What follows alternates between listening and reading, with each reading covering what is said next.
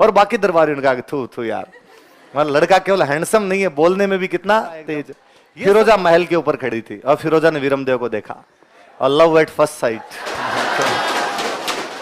उसने कहा कि पापा मोहब्बत और जंग में सब जायज है।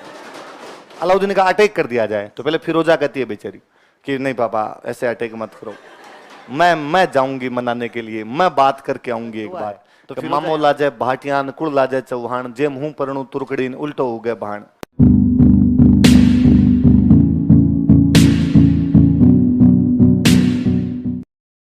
अपने वाल नैन सिंह ये कहते हैं कि साहब कन्नड़देव जब गया था तो कन्नड़देव के साथ में कौन गया था? वीरमदेव भी उधर गया हुआ था। और वीरमदेव बेहद हैंडसम राजकुमार था। उस समय जितने राजकुमार थे उनमें सबसे हैंडसम यदि कोई था तो कौन था? उस टाइम का रणबीर कपूर था ये। पर इसके बारे में खूब सारी बातें। एक तो कहते हैं कि एकदम गोरा चिट्टा वैसा था, पर इसके शरीर पे बाल नहीं थे।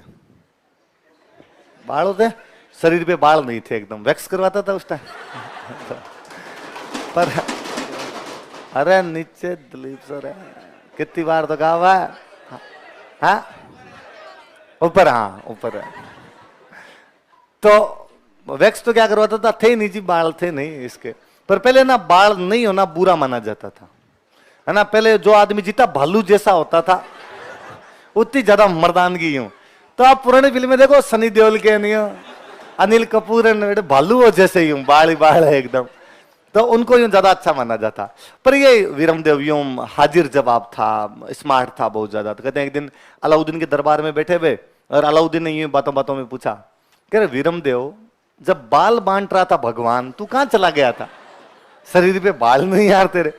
और बड़ा यूं वापस हाजिर जवाब था, वापस आंसर दिया कि सुल्तान बात सही है आपकी, जब भगवान बाल बांट रहा था तब मैं उस स्टॉल पे थोड़ा लेट पहुंचा था, क्योंकि मैं उस स्टॉल पे ज्यादा खड़ा हो गया था जहां बहादुरी बन रही थी।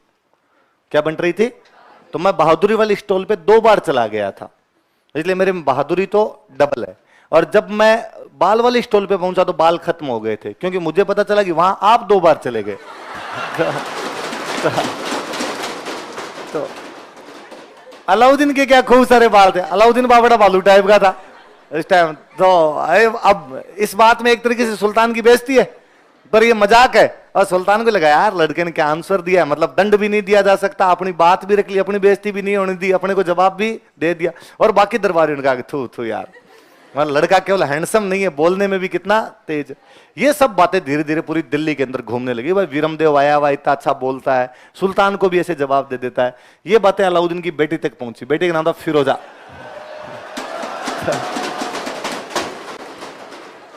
बेटे का नाम क्या था? फिरोजा तक पहुंची। फिरोजा की सहेलियां उसको कहती अरे बंदा है तो वीरमदेव है, बाकी सब। एक दिन वीरमदेव वो शरीर में हष्ट पुष्ट एकदम यूं नवयुवक की था उस टाइम। सुबह सुबह जिम जाके वापस आ रहा था, टी-शर्ट वीशर्ट निकाल के यूं रखी हुई, पसीना वसीना आए हुआ एकदम। फिरोजा महल के ऊपर खड़ी थी और फिरोजा ने वीरमदेव को देखा और लव एट फर्स्ट साइट। अब फिरोजा अलाउद्दीन के पास गई और उसने अलाउद्दीन को जागा कि डैडी मैं यदि शादी करूंगी तो किससे करूंगी? अलाउद्दीन का लाहौल विल्ला कुवत, गुस्ताख लड़की, ऐसे कैसे बात कर सकती है तू? वो दूसरे मजहब का है, काफिर है, और तेरी शादी काफिर से कैसे की जा सकती है? उसने कहा कि पापा मोहब्बत और जंग में सब जायज है। मोहब्बत यूं धर्म देख के थोड़ी की जाती है। अलाउद्दीन अब बेचारा, तो उसके फिरोजा की मां नहीं थी, फिरोजा की मम्मी जल्दी अर्ली एज में डेथ हो गई थी।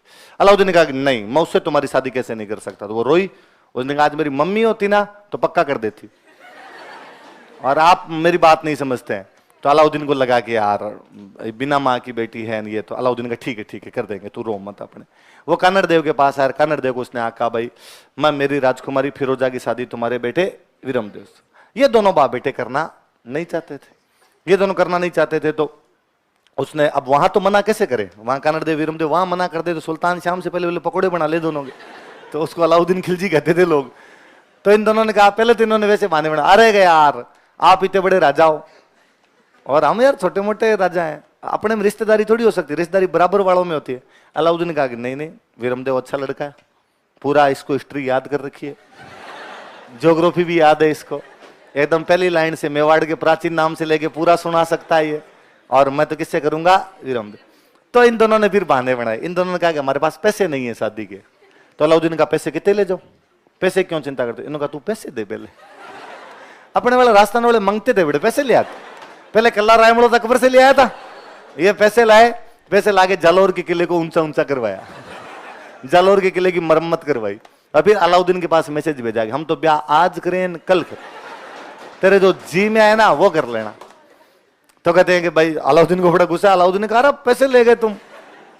तो अलाउद्दीन ने कहा अटैक कर दिया जाए। तो पहले फिरोजा कहती है बेचारी कि नहीं पापा ऐसे अटैक मत करो, मैं जाऊंगी मनाने के लिए, मैं बात करके आऊंगी एक बार। तो फिरोजा यहाँ पे जालौर आई वीरमदेव से बात करने के लिए, लेकिन वीरमदेव फिरोजा से मुलाकात ही नहीं करता।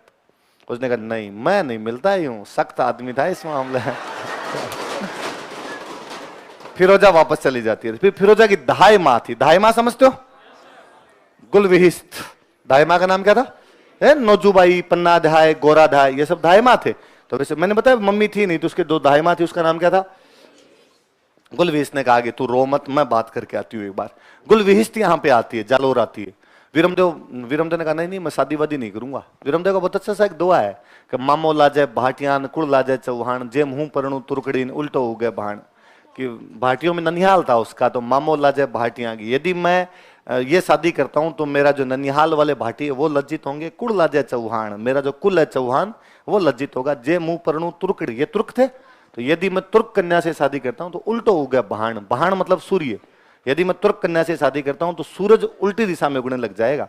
मतलब न तो सूर्य उल्टी दिशा में उग सकता है, ना मैं इस तुर्क कन्या से शादी कर सकता हूं। अपना चिट्टा चिट्टा ना है, साफ साफ मना है, मैं तो ब्याह नहीं करूं। गुलविहिस्त वापस चली गई।